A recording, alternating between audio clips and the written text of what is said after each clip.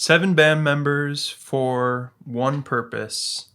Flight B741. Hey, it's Matt O'Leary, and this is a review of the 26,000th album by my beloved King Gizzard and the Frizzle Fry. It's been a couple weeks now since this album came out, so I was like, do I even throw my opinion into the mix? You've probably already heard the album, you've heard the critical reception to it, but there's something that really interests me about this, which is this idea that King Gizzard, almost more than any other band, is capitalizing on this tendency of millennials, of post-millennials, to resurrect corny old art movements and try to make them cool again. And I think about this a lot. Like, they're just really daring you to say, this is lame.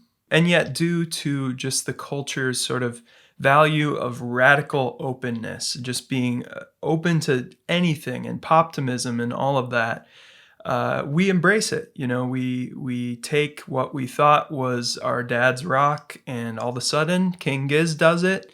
They do it boldly, they do it with a little bit of tongue in cheek, and yeah, it's cool. Unfortunately, this album, Flight B741, with its album cover, is a far cry from Pink Floyd, from Pigs on the Wing, and what you have instead is a foray back into what I said, southern rock, blues, all with that kind of garage psychedelic aesthetic that the band's always had going. And while this is new territory for the band, in some ways it's not, because they put out so many records at this point that these Venn diagrams of these albums and the influences, the pastiches going on, there's a lot of overlapping. And sure, they've never lived in the world of the Rolling Stones or the band quite to this degree, but they've definitely touched on similar shades of rock and roll and boogie rock and blues before. Fishing for Fishies is probably the closest resemblance here, and I just happen to be madly in love with that album, so it's all good. As a massive fan of King Gizzard's sillier side, their lighter fare like Paper Mache Dream Balloon, like Fishing for Fishies,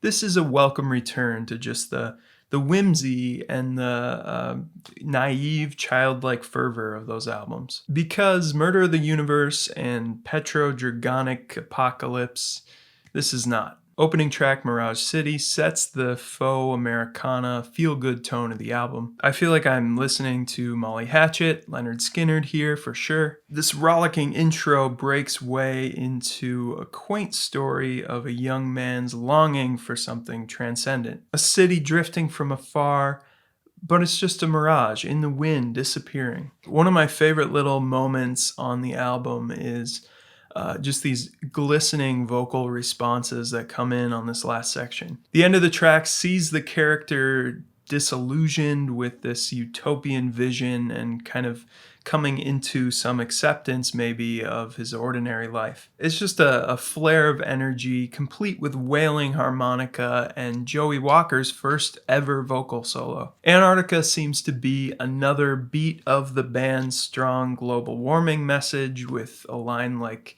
"You got a snowball's chance in hell." But read another way, it could be a continuation of that first song and the message there, you know, an embrace of the icy chill of kind of this discontented winter of our time. On first listen, I think both these tracks, Antarctica, Mirage City, could point to some sort of message of escapism, especially just with the lighthearted tone of the music, but I actually think it's the exact opposite that the band's going for. Embracing the temporal, you know, of this life on Earth and making the most of our shattered world and our very flimsy, subjective experience in their mind.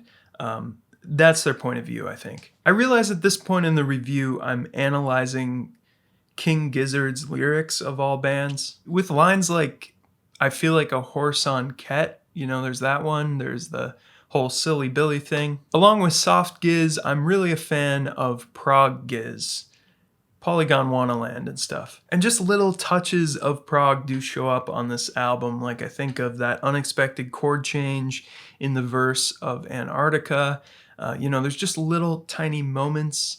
But all in all, it's pretty feel-good fare, pretty straightforward blues kind of moves going on. But it's that run of tracks from Hog Calling Contest to Sad Pilot, where I think the band delivers some of their most musically deep and progressive and unexpected material. Or at least they turn the prog meter from like a 3 to a 6. I love that kind of tricky ride cymbal stuff going on in Hog Calling Contest, which employs the most over-the-top parts of this Kentucky Fried sound, but with some of those tricky drums and some weird changes and more adventurous playing. And there's every pig thing you can think of, you know, Going Whole Hog and When Pigs Fly and Pearls Before Swine and Putting Lipstick On. It's all the feel-good, lighthearted fun, but with a little bit of depth, with a little bit of oomph. Le Risque is pretty similar for me. You know, it's kind of a typical blues progression, but the way they just build tension at the end of the song puts it above the standard boogie rock sort of thing. The title track is similarly a step above the typical blues rock thing with its multiple sections, multiple vocalists. Yeah, you know, the main riff is pretty status quo blues, but the diversity within the song keeps it sounding fresh. And that's true again on Sad Pilot. You know, right away when the song hits, you're like, I've heard this before, I'm not buying it. But then the layering of vocal harmonies and other subtle details in the song, it's like kind of a spicy mustard on top of a very dull ham sandwich. Ham sandwich. The closing track, Daily Blues, does fall flat for me. I just find it entirely unmemorable. But I think by this point of the album, I'm just a little bit desensitized or just tired of this blues sound, you know, and I think that speaks to a larger criticism of the album.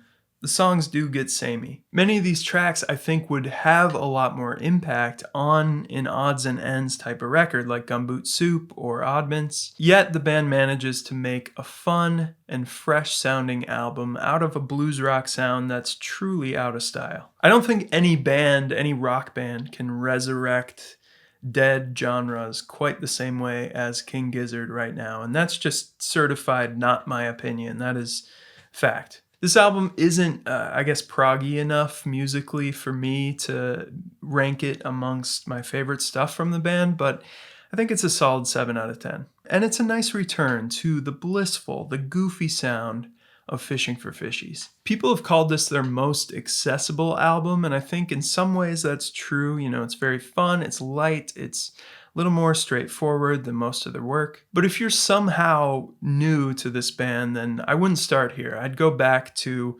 that golden run between like 2015 and 2017. Please let me know in the comments what you thought about this album, where it fits into their discography and sort of legacy. I'm going to have a string of reviews coming up soon. I've been incredibly busy. I got 2 young kids, a 3-month-old and like a 2.5-year-old. So it's pretty much a full-time thing outside of my normal job, but I am hoping to, pick up the pace a little bit with YouTube. That's what they all say, don't they? Yeah, just so many albums recently to talk about. So excited about that. Please subscribe to the channel if you haven't already. And as always, thank you so much for watching.